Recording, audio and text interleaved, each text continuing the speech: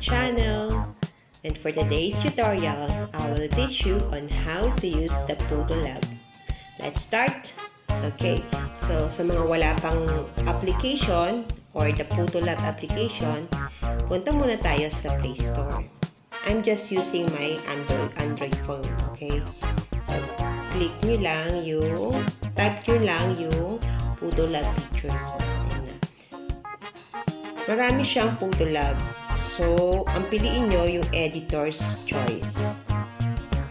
Then, install. So, while waiting na ma-download, kung bago pa lang kayo guys sa aking YouTube channel, please don't forget to like, comment, share, and subscribe. Pati na rin yung bell button para updated kayo sa aking bagong videos. Okay?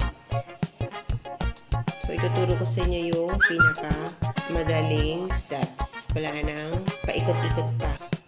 Okay. Then, back. So, kung makikita nyo, marami siyang mga pictures na edited na. Ito yung mga pictures na to na pwede ninyo kopyahin o gayahin. So, mamimili lang kayo dyan. Napakadaming samples. So, I will choose this one. Itong Superman. Medyo hot. Okay. Pag may lumabas na ganito, i-allow nyo lang. Then, hanapin nyo yung picture na gusto ninyong i-edit. Okay.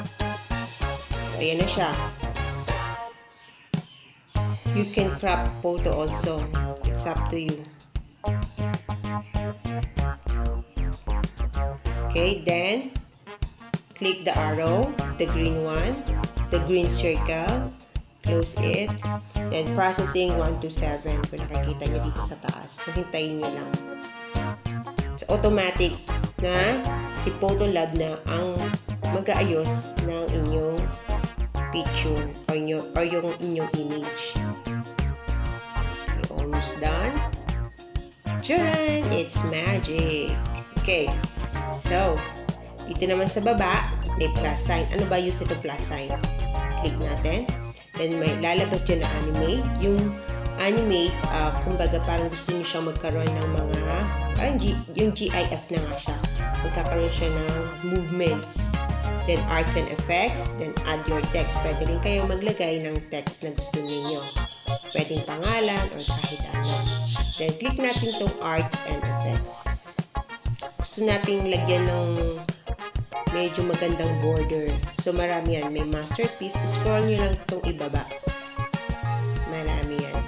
Hanapin lang natin yung borders. Borders. So, ayan siya. Medyo itutur ko lang kayo ng konti. Art backgrounds. Pwede nyo rin edit yung kung gusto nyo maging cartoon yung face nyo, pwede rin dito.